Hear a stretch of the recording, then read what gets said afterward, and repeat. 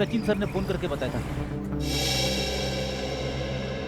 सुनिए भाई साहब, हमें एक मोबाइल के बारे में कुछ जानकारी चाहिए जो हाल ही में मार्केट में आया है, आपकी कंपनी का। कहीं आप लोकम की बात तो नहीं कर रहे हैं? हाँ, लोकम का नीले रंग का फोन, पीछे एल लिखा हुआ और आगे स्टार बना हुआ। कहीं आप इस फोन की बात तो नहीं कर रहे हैं? हाँ, इसी फोन की बात कर रहे हैं। बोलिए साहब, क्या जानकारी चाहिए? सबसे नया मॉडल है, 10 दिन पहले ही लॉन्च हुआ है। आपको चाहिए तो अभी से बुक कर दूं? नहीं, हमें खरीदना नहीं, हमें ये पता करना है कि ये फोन किन किन लोगों ने खरीदा है। हमें उनकी लिस्ट चेक करनी है। पर क्यों साहब? देखिए, हम सीआईडी से और एक खून के सिलसिले में तहकीकात कर रहे हैं। जी बिल्कुल, अभी तक हमने सिर्फ 12 पीस ही बेचे हैं, कस्टमर का रिस्पॉन्स देखने के लिए।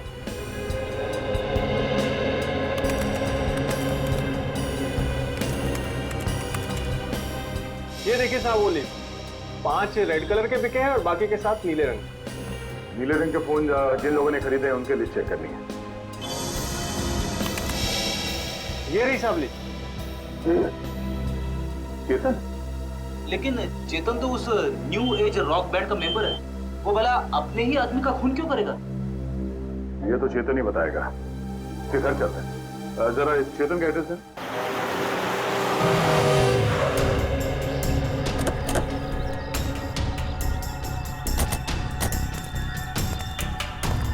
सर, घर तो बंद है। अब कहाँ ढूंढेंगे चेतन को? घर के अंदर।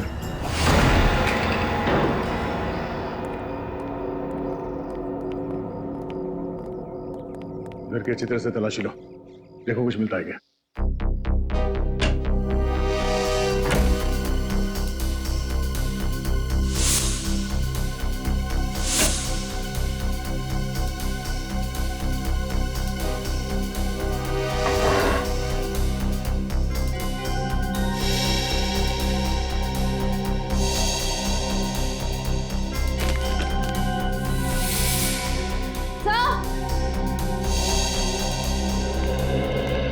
फिर डस्टबिन में फटे हुए कागज है।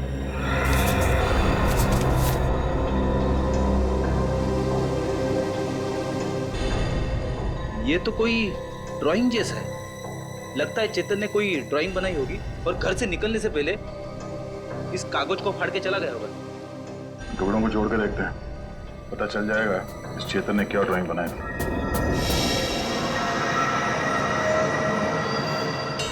सर, ये तो कोई नक्शा या कोई ब्लूप्रिंट लग रहा है। श्रेया, तो किस जगह का? तो करण के ऑफिस के कैबिन का ब्लूप्रिंट है। करण? सर, ये करण भी तो न्यू एज रॉक बैंड का मेंबर है। सर, ये देखिए, उसके कैबिन में जितने भी म्यूजिकल इंस्ट्रूमेंट्स हैं और जितने भी इलेक्ट्रिक कनेक्शंस हैं, सब मार्क किए गए हैं। चेतन के घर पे करण के ऑफिस का मैप क्यों? करण की जान को खतरा तो नहीं है?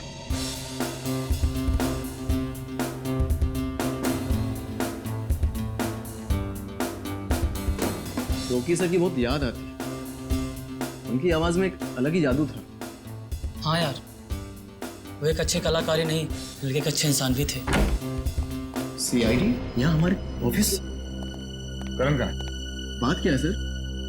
हमें कुछ जरूरी बात करनी है उससे। सर, वो तो बाहर गए हुए। कहाँ गए? सर पता नहीं सर। अजीब बात है सर, स्टाफ को बिना बताए करण कहीं चला गया। करण का कैबिन कहाँ है? हो रहा सर। ठीक है, चलो। सर रुक जाइए सर। सर करण सर के कैबिन में जाना मना है सर। चुप, चुपचाप मुंह बंद करके यहाँ पे खड़ा रहे। सीआईडी के काम में दखल देने का अंजाम जानते हो तुम? मगर सर, करण सर ने कहा अंदर केबिन में खतरा है, इसलिए सर किसी को वहां मत जाने देना। खतरा है? हाँ सर। फिर तो जरूर जाना पड़ेगा।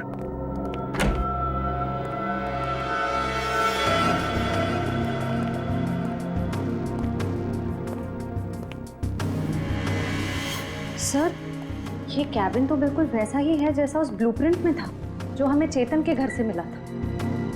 हाँ श्रेया, सारे म्यूजिकल इंस्ट्रूमेंट्स वैसे ही रखे गए जैसे उस नक्शे में मार्क किए गए थे। लेकिन क्यों? जरा देखो, कुछ मिलता है क्या?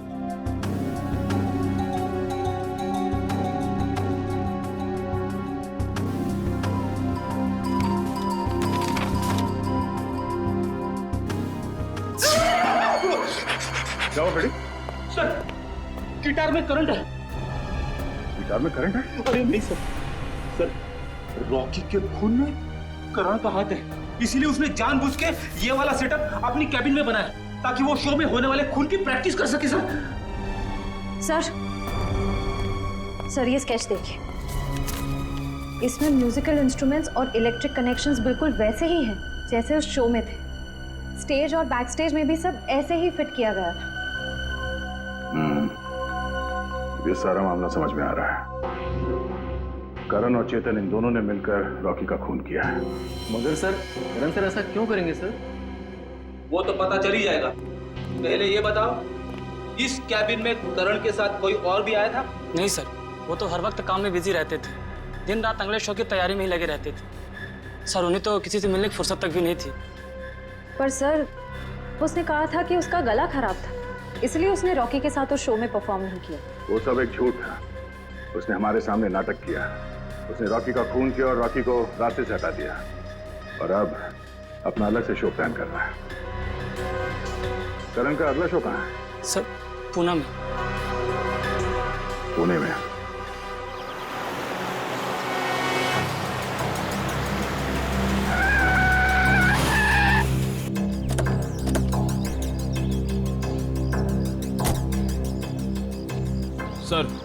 सर मोबाइल कंपनी के हिसाब से चेतन के फोन का आखिरी लोकेशन यहाँ पे ट्रेस हुआ है सर। सर ऐसी सुनसान जगह पर चेतन ही आया क्यों होगा? यहाँ आसपास तो कुछ भी नहीं है। कुछ तो जरूर है। हो सकता है चेतन यहाँ पे किसी से मिलने आया हो और उसके बाद यहाँ पे आके कहीं छिप गया। पर सर अब हम चेतन को ढूंढेंगे कैसे? वो देखो सामने छोटी सी दुकान दिख रही है, वहाँ चल के पूछते हैं।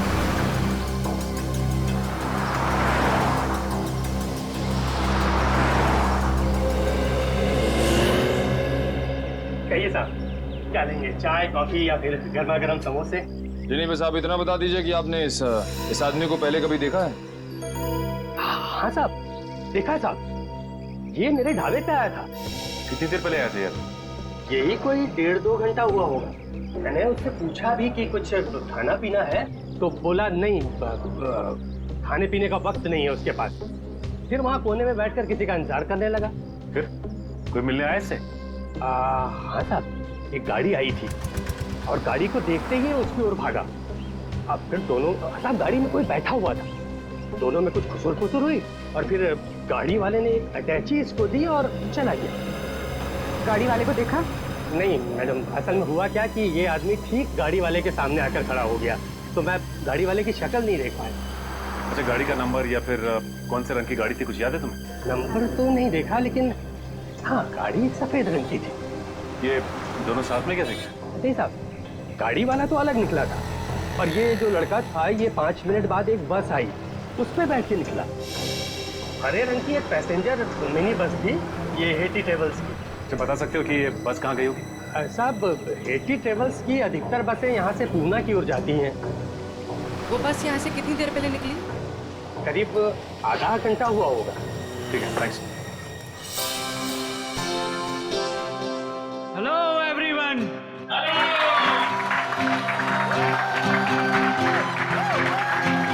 तो आखिरकार वो दिन आ ही गया जिस दिन का आप सबको बेसब्री से इंतजार था। तो अपने दिलों को थाम के बैठिए, क्योंकि अब आपके सामने आ रहे हैं आपके दिलों की धड़कनों को तेज करने the one and only mister Karan.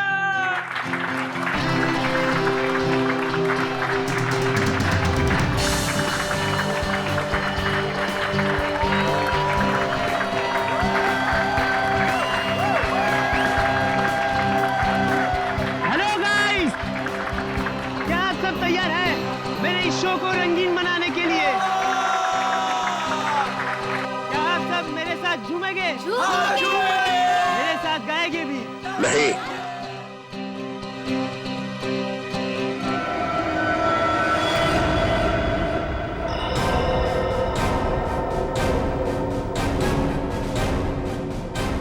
CID यहाँ?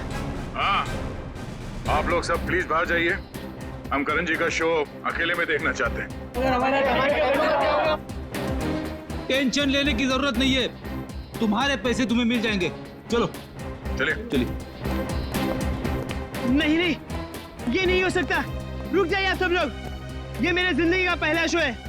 मैं लोगों को बता देना चाहता हूँ, मैं ही नंबर 1 रॉकस्टार हूँ। तुमने तो कहा था कि तुम्हारा गला खराब है, अब तुम गाओगे कैसे? वही तो, बेसुरा गाने से तुम्हारा नाम खराब हो जाएगा। देखिए, वो तो मैंने कुछ नहीं किया। तुमने हमसे झूठ बोला कि तुम्हारी तबीयत ठीक नहीं है, इसलिए तुम रॉकी के साथ स्टेज पर नहीं थे। पर सच तो ये है कि रॉकी को तुमने मार डाला और अब खुद रॉकस्टार बनने चले हो, हैं?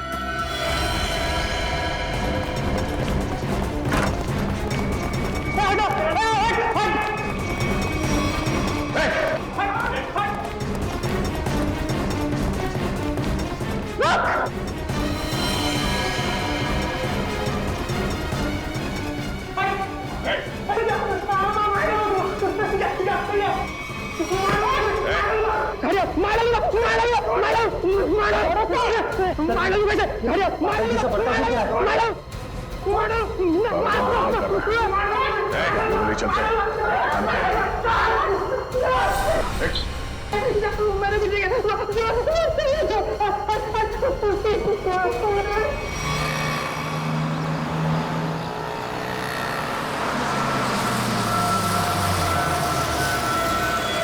चलो चलो सब लोग उतरो, लास्ट स्टॉप आ गया। चलो चलो सब लोग उतरो, लास्ट स्टॉप आ गया। चलो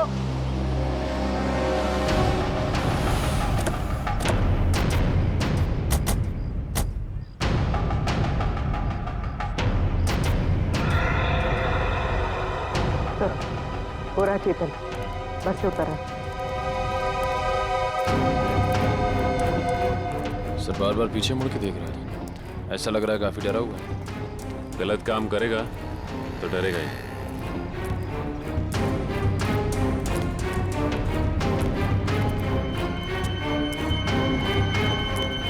ठीक है।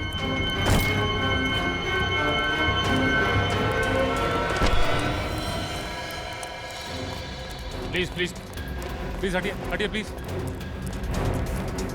माय गॉड, ये तो मर गया। मर गया? अचानक क्या हो गया इसे?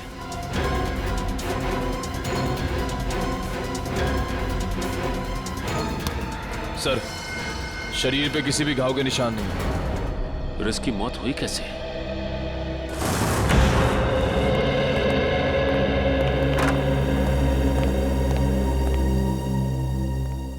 बताओ करण, एक कलाकार होने के बावजूद भी क्यों किया तुमने ये, है? क्यों किया? बताओ। मेरा बेटा कहाँ है? करण, करण, मेरा बच्चा, तू ठीक है ना? आप क्यों मेरे बेटे के पीछे पड़े? मेरे बेटे ने कोई गुनाह नहीं किया है। गुनाह किया है, क्या है गुनाह? करण ने रॉकी का खून किया है। खून? नहीं नहीं एसीपी साहब, लगता है आपसे कोई भूल हो गई है। देखिए, मेरा बेटा किसी का खून नहीं कर सकता। अच्छा, करण के ऑफिस में वो म्यूजिकल इंस्ट्रूमेंट के साथ बिजली के तार क्यों जोड़े गए? और वो स्टेज का स्केच, वो कहां से आया जहां पे रॉकी की मौत हुई थी? सर, मैं मानता हूं मैं रॉकी को मारना चाहता था। मैंने वो इलेक्ट्रिक वायरिंग भी की, स्टेज पर रबर सॉल्यूशन भी लगाया और रॉकी को जलाकर मार देने का प्लान भी बनाया। पर यकीन कीजिए सर, मैंने रॉकी को नहीं मारा है। मैंने तो लास्ट समय अपना प्लान बदल दिया था सर। झूठ, झूठ बोल रहे हो तुम नहीं मारा है रॉकी को, और तुमने चेतन को अपने प्लान में शामिल कर लिया ताकि सारा इल्जाम उस पर जाए। कौन चेतन? वही चेतन जो तुम्हारे रॉक बैंड का मेंबर था, समझा? सर, चेतन से मेरा कुछ लेना देना नहीं है सर। अच्छा, रॉकी का खून तुमने नहीं किया, चेतन के साथ तुम्हारा कोई संबंध नहीं है। सब पता लगा लेंगे करण, सब पता लगा लेंगे। सचिन, पता नहीं क्यों, लेकिन ऐसे लगता है कि इस करण की बातों में कोई सच्चाई है। सर, अगर ये चेतन करण से मिला हुआ नहीं है तो चेतन के घर में करण के ऑफिस का ब्लूप्रिंट कैसे आया? और फिर इलेक्ट्रिक वायरिंग पे जगह जगह मार्किंग की गई थी। लगता है ये चेतन करण की कॉपी कर रहा था ताकि रॉकी के खून का इल्जाम इस करण पर आ जाए। पर सर, चेतन को किसने मारा होगा? कोई और है सचिन, कोई तीसरा, जिसने चेतन के हाथों रॉकी को मरवा दिया और फिर अपना काम होते ही चेतन को भी ऊपर भेज दिया। पर है कौन ये तीसरा?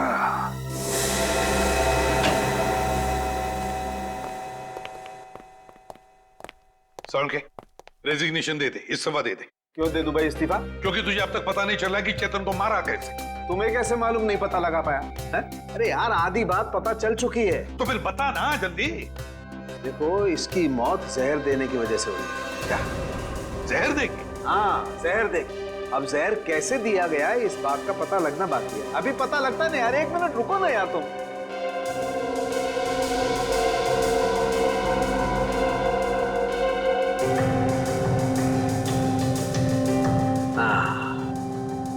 ये इसी बात का शक था मुझे। ये देखो, ये निशान बॉस, ये सुई का निशान किसी ने यहीं से इंजेक्ट करके इसकी बॉडी में जहर पहुंचाया है। लेकिन सर, चेतन तो हमारे सामने बस से उतरा, बिल्कुल ठीक ठाक था। और जब हमने इसका पीछा किया तब भी बिल्कुल ठीक ठाक था। और सर, वो मरा भी हमारे सामने। हमने तो नहीं देखा किसी को उसे इंजेक्ट करते हुए। सचिन, इसे 15-20 मिनट पहले ही जहर दिया गया। बॉस, ये स्लो पॉइजन है, 15-20 मिनट के बाद असर करता है। तो इसका मतलब है चेतन को पॉइजन दिया गया बस में। मतलब खूनी बस में ही था जब चेतन बस में था। मगर सर, चेतन को अगर बस में इंजेक्शन दिया गया तो उसे पता कैसे नहीं चला? भीड़ थी निखिल, बस में भीड़ थी। भीड़ का फायदा उठाया होगा खूनी ने। लेकिन सर, अब खूनी तक पहुंचेंगे कैसे? मैं आप लोगों की मदद कर सकता हूं। तो फिर टाइम पास क्यों कर रहा है? अबे बता ना जल्दी। बॉस, इसकी कलाई पर एक चमड़े का बेल्ट था, उस पर और इसकी कलाई पर मुझे उंगलियों के निशान मिले। किसके निशान मिले साउंड के? अब इसकी उंगलियों के तो है नहीं, तो शायद वो निशान खूनी के होंगे। अगर ये उंगलियों के निशान खूनी के हैं तो फिर हुआ ये होगा कि जब खूनी चेतन को इंजेक्शन देना चाहता था तो किसी वजह से उसने चेतन की कलाई पकड़ ली, मगर कलाई पर था लेदर बैंड, तो बस आ गए उसकी उंगलियों के निशान उस लेदर बैंड पर। लेकिन सर, बस में तो बहुत सारे लोग थे, ये पता कैसे चलेगा कि वो उंगलियों के निशान है किसके? पता तो लगाना पड़ेगा सचिन कि वो उंगलियों के निशान हैं किसके। पता तो लगाना पड़ेगा। है आप सबका बहुत बहुत स्वागत है हैट्टी ट्रेवल्स के एनुअल लकी ड्रॉ में। 12 दिसंबर को हमारी कंपनी की सालगिरह थी और 12 दिसंबर को जो लोग हमारी कंपनी की बस में ट्रैवल कर रहे हैं उन सबको मिलेगा एक तोहफा। मुझे तो इस कॉन्टेस्ट के बारे में पहले मालूम ही नहीं था। मुझे भी नहीं पता था, मैंने भी ये खबर अखबार में पढ़ी। देखते हैं आज सरप्राइज गिफ्ट क्या मिलता है। और उनमें से किसी एक लकी आदमी को मिलेगा जैकपॉट, जो कि है 2 लाख रुपए का। बस। लेकिन उससे पहले आपको एक छोटा सा काम करना होगा और वो है ये फॉर्म, साधारण सा फॉर्म, वो आपको भरना होगा। तो फिर देर किस बात की है? आइए एक एक करके फॉर्म भरिए और अपने अंगूठे का निशान छोड़कर जाइए इसमें। ये लीजिए।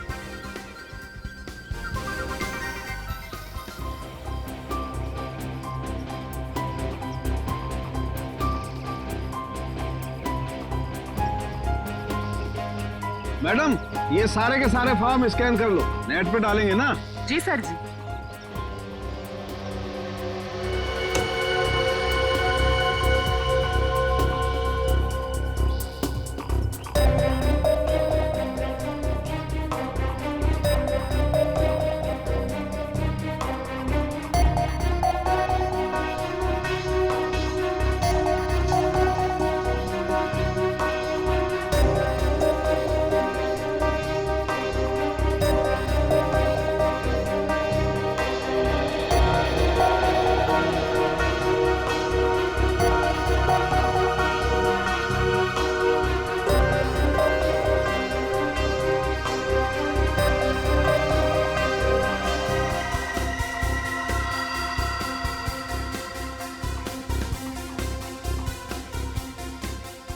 सर जी, ये लीजिए, ये मिल गया आपका लकी विनर का नाम। आइए,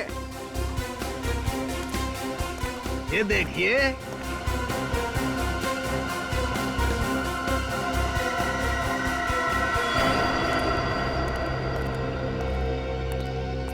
दोस्तों, आप सबका इंतजार अब खत्म हुआ। अब हम घोषित करने जा रहे हैं विनर का नाम, जो कि है मिस्टर जगन। मैं जगन हूं। मैंने जगन जीत लिया। मुझे विश्वास ही नहीं हुआ, मैंने 2 लाख रुपए जीते। 2 लाख। सर कहाँ लेना है? आपके लिए हमने और भी कुछ सोच के रखा। उससे भी बड़ा सर? उससे भी बड़ा क्या सर? जेल का। जेल? जगन बाबू, सारी जिंदगी जेल में रहने का इनाम। ये कैसा मजाक है? मैं जेल क्यों जाऊंगा? मैंने ऐसा क्या किया है सर? चेतन का खून किया है, जहरीली सुई चुभो का। चेतन, मैं खून?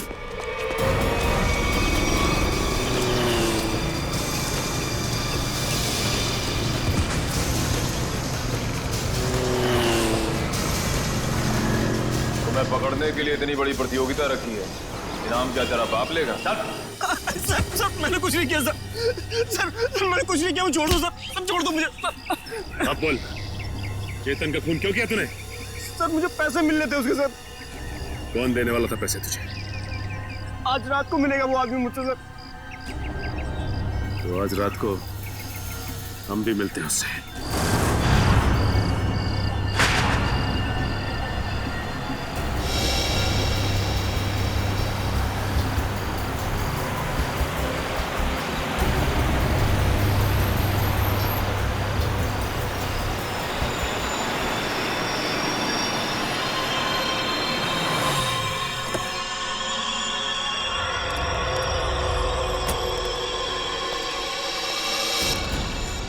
राम सेठ, वक्त के बहुत पाबंद हो तुम, मुझसे पहले यहाँ पहुँच गए।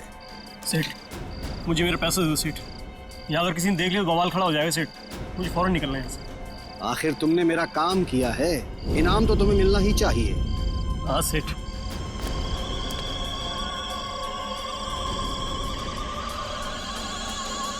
ये रहा तुम्हारा इनाम, देखना चाहोगे?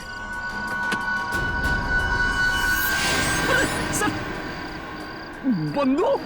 हाँ बंदूक। क्या मजाक है सेठ? ये मजाक नहीं और ना ही ये कोई खिलौना है, ये असली बंदूक है और चलती भी है।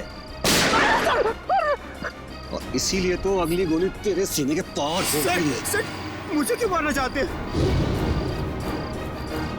मैंने तो हेल्प किया आपकी। इसीलिए तो अब तुम मेरे लिए एक खतरा बन चुके हो और मैं खतरों को पालता नहीं हूँ, उन्हें खत्म कर देता हूँ। फिनिश। बाय जगन। मैं खतरों को पालता नहीं हूँ, उन्हें खत्म कर देता हूँ। फिनिश। बाय जगन।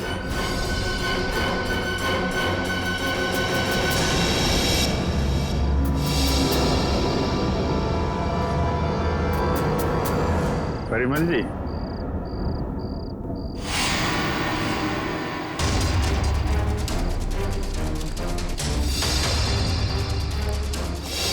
मुझे माफ कर दो प्लीज, मुझे माफ कर दो। अच्छा,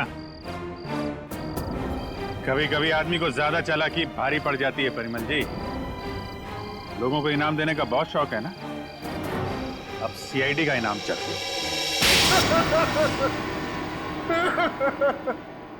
हाँ, मैंने ही मारा रॉकी और चेतन को। क्यों? हाँ? क्यों मारा तुमने रॉकी और चेतन? तुम तो रॉक बैंड के गुरु थे ना? गुरु? क्यों? क्योंकि उनकी वजह से मैंने अपना बेटा खोया था। उसकी मौत का बदला लिया है मैंने। मौत का बदला? मतलब? क्योंकि उनकी वजह से मेरे बेटे ने आत्महत्या की थी। वो कैसे? मेरा बेटा बहुत अच्छा गाता था, उसकी आवाज में जादू था। बहुत जल्दी वो बहुत पॉपुलर होने वाला था। बस ये रॉकी और करण जलते थे उससे। इन दोनों ने मिलकर मेरे बेटे का कैरियर बर्बाद करने का प्लान बनाया। इन्होंने उसे कोई ऐसी ड्रग्स खिला दी जिससे वो बीमार पड़ गया, उसका गला खराब हो गया। धीरे धीरे करके उसने गाना ही छोड़ दिया और डिप्रेशन में चला गया। फिर एक दिन इन सब हालात से तंग आकर उसने आत्महत्या कर ली। आप इतने यकीन के साथ कैसे कह सकते हैं कि ये सब कुछ रॉकी और करण ने किया? क्योंकि मेरे बेटे के मरने के बाद एक दिन मैंने रॉकी और करण की बातें सुन ली थी, मगर उन्हें नहीं पता था कि मुझे उनकी असलियत पता चल चुकी है। और इसलिए तुमने रॉकी को मार डाला?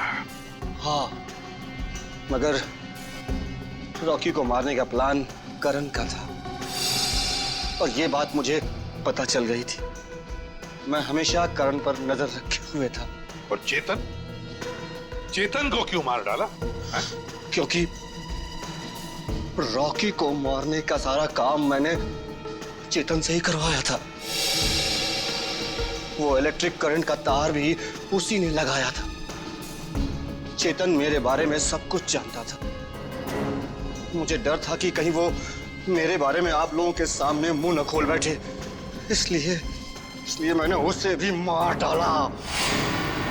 तुम्हारे बेटे के साथ जो कुछ भी हुआ बहुत गलत हुआ, लेकिन इसका मतलब ये नहीं कि बदले की आग में तुम दो लोगों की जानें लो। तुमने बहुत बड़ा जुर्म किया है और इस जुर्म की सजा तो सिर्फ। गुड इवनिंग गाइस, कैसे हैं आप? आज की शाम आप जैसे संगीत प्रेमियों के नाम एंड आई मेक श्योर आज की शाम रॉकी एंड बैंड के साथ आप लोगों की बहुत ही यादगार शाम होगी। तो हो जाइए तैयार रॉक एंड रोल करने के लिए रॉकी के गानों के साथ।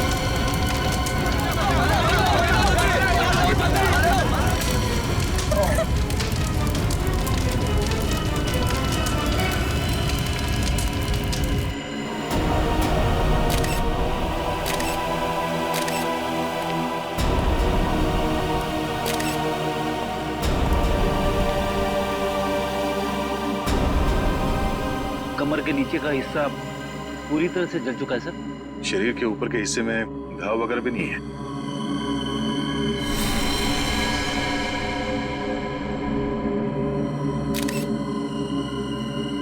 क्या स्टेज पे किसी भी चीज को हाथ तो नहीं लगा किसी ने? नहीं सर। ये आग कैसे लगी? पता नहीं सर कैसे लगी। जैसे हमने रॉकी को आग की लपटों में घिरे देखा, हम भागकर स्टेज पर आए, पर सर रॉकी को हम बचा नहीं पाए।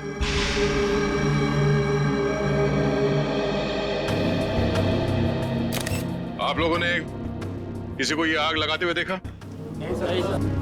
या कोई जल्दी हुई चीज स्टेज पे फेंकते हुए देखा किसी को? बड़ी अजीब बात है, स्टेज के बीचों बीच अचानक आग कैसे लग सकती है? स्टेज में कुछ है। एक काम करो, स्टेज को अच्छी तरह से चेक करो।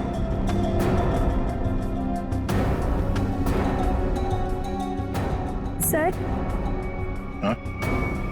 मैं कुछ कहना चाहती हूँ। क्या बताना चाहती हो?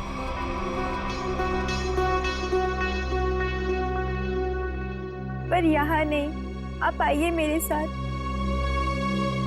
चलिए।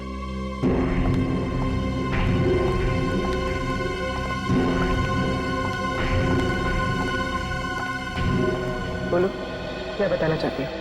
मुझे शक है कि किसी ने उसका खून किया है। किसने खून किया? कौन है वो? सर, वो कौन है ये तो नहीं पता, लेकिन कुछ दिनों से हमारे बैंड को धमकी भरे लेटर्स भेज आ रहे थे। धमकी भरे लेटर्स? हाँ, और वो सारे लेटर्स रॉकी के नाम पर भेजे जा रहे थे, वो भी खून से लिखे हुए। क्या आप हमें वो खून से लिखे हुए लेटर्स दिखा सकती हैं? हाँ सर, मैं अभी लेकर आती हूँ। प्लीज। सर, अगर लेटर्स भेजने वाले ने आग लगाई है तो इसका मतलब है कि शो के दौरान वो ऑडिटोरियम में मौजूद था। हाँ पूर्वी, लेकिन उसने आग लगाई कैसे ये पता लगाना जरूरी है। सर, मिला फ्रेडी? सर, ये देखिए, नीचे से एक वायर का तार निकला हुआ है। तार निकला हुआ है स्टेज के नीचे से?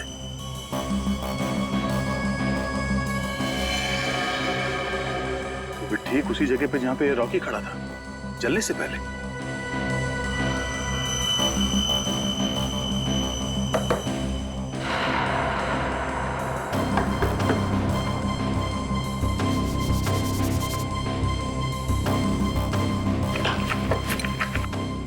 स्क्रू ड्राइवर देना।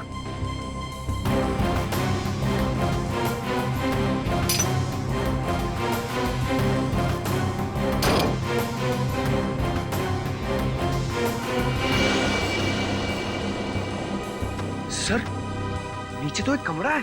हाँ, लगता तो कुछ ऐसे ही है। नीचे जाके देखते क्या है। जरा टॉर्च देना।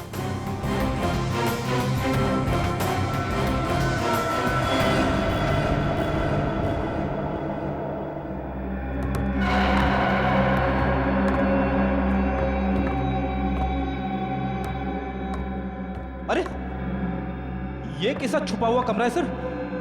पूरे कमरे में धूल मिट्टी पड़ी हुई है। ये कलाकारों के लिए अलग से बनाया हुआ कमरा है। यहाँ से स्पेशल एंट्री दिखाते हैं। सर, खूनी ने स्पेशल एंट्री के लिए बनाए दरवाजे का बड़ी होशियारी से इस्तेमाल किया है। सर, ये देखिए, ये वायर ऊपर से नीचे आ रही है सर। ये वायर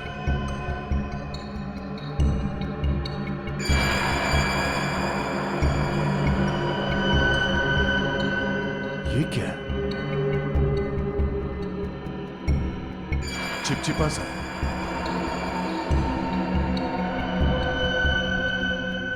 ये तो रबर सॉल्यूशन है। सर, रबर सॉल्यूशन यहाँ पर? हाँ, यहाँ पे क्यों? ओह, अब समझ में आया। ये सारा मामला है क्या? क्या सर? ये सब रॉकी को मारने का प्लान था। ये इलेक्ट्रिक वायर, ये रबर सॉल्यूशन। रॉकी को मारने का प्लान? वो किसे? बताता हूं फ्रेडी। पहले ये देखते हैं कि ये इलेक्ट्रिक वायर जाता कहां है।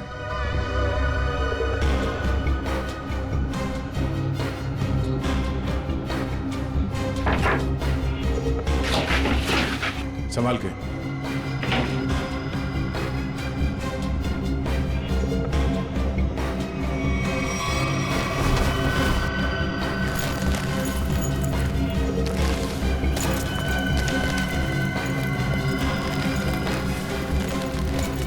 सर, ये तो बैक स्टेज एरिया है।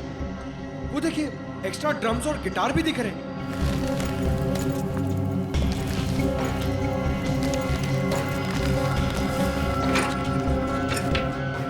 देखो, वायर मेन स्विच से कनेक्टेड है। आपको समझ में आया फ्रेडी? फ्रेडी, रॉकी ठीक उसी जगह पे खड़ा था जहां से हम लोग नीचे आए, और ये वायर उस दरवाजे से कनेक्टेड था और आसपास रबर सॉल्यूशन पड़ा हुआ था। जैसे ही कंसर्ट शुरू हुआ, किसी ने ये मेन स्विच ऑन कर दिया, वायर में शॉर्ट सर्किट हो गया और रबर सॉल्यूशन में आग लग गई, और आग इतनी तेजी से फैली कि रॉकी कुछ कर नहीं सका, वही मारा गया बेचारा। सर, अब खूनी का कैसे पता चलेगा? ये बैक स्टेज है, इसका मतलब है यहाँ के किसी स्टाफ ने कुछ देखा जरूर होगा। एक काम करो, यहाँ पे जितने भी स्टाफ काम करते हैं उन सबको ऊपर इकट्ठा करो, चलिए।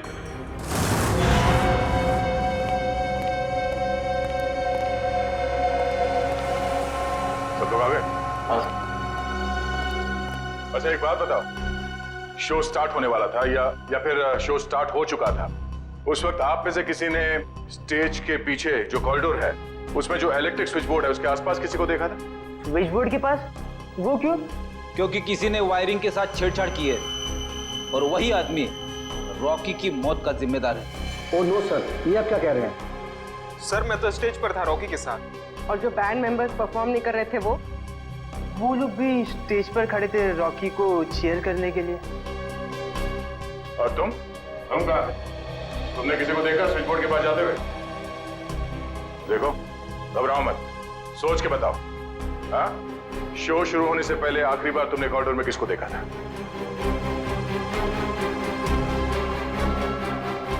सर, इसे देखा था मैंने सर। करण, ये तुम क्या बोल रहे हो? सर, मैं झूठ नहीं बोल रहा हूँ, इसे ही देखा था मैंने कॉरिडोर में यहाँ। अब बताओ मिस्टर करण, तुम कॉरिडोर में गए थे या नहीं? सर, हाँ मैं गया था, लेकिन क्या करने गए थे तुम वहाँ? हाँ? तुम्हें शो में परफॉर्म नहीं करना था?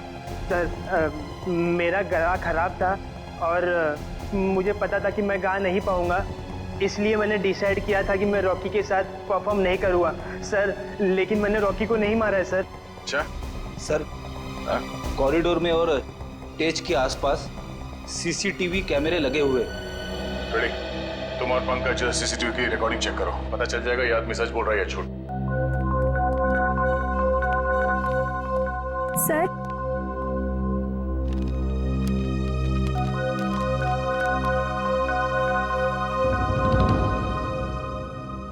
वाकई ये लेटर्स तो फोन से लिखे हैं।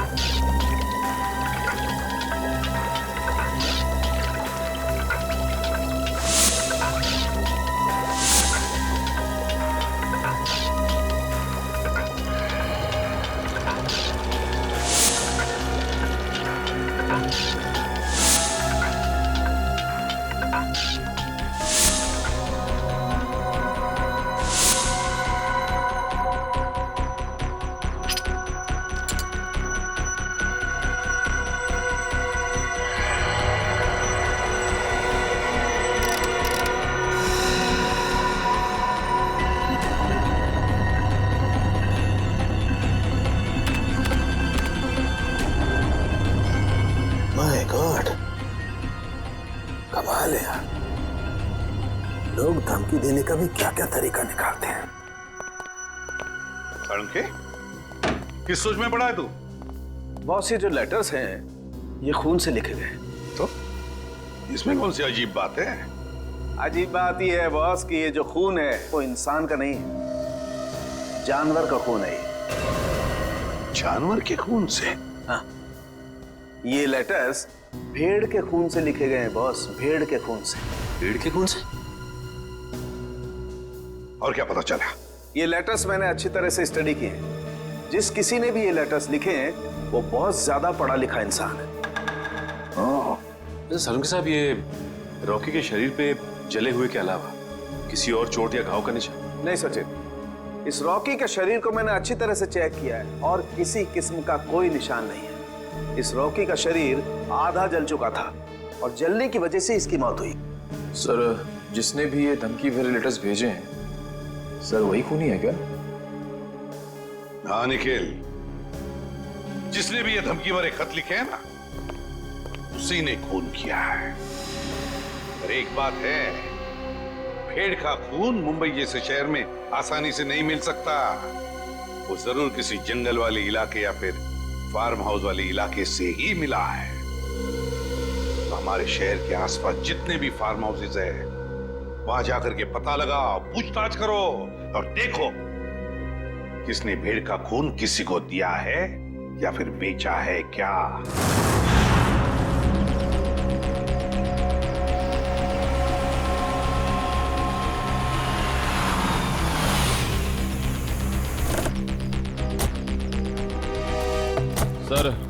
सर शहर के आसपास 2 ही फार्म्स हैं जहाँ पे भेड़ बकरियां पाली जाती हैं। एक पनवेल में है सर, जहाँ में कुछ पता नहीं चला। दूसरा ये है सर। चलो देखते हैं, शायद यहीं से कुछ पता चल जाए। सर ये आदमी जो भी हो, उसने वो चिट्ठी भेड़ के खून से क्यों लिखी? पूर्वी आदमी बहुत चालाक है। ये सब उसने हमें गुमराह करने के लिए किया है। वो देखो, उस आदमी से पूछते हैं। भाई साहब, ओ भाई साहब, क्या भेड़ आप ही पालते हैं? हाँ, हम ही लोग पालते हैं। पर आप लोग? हम लोग सीआईडी से।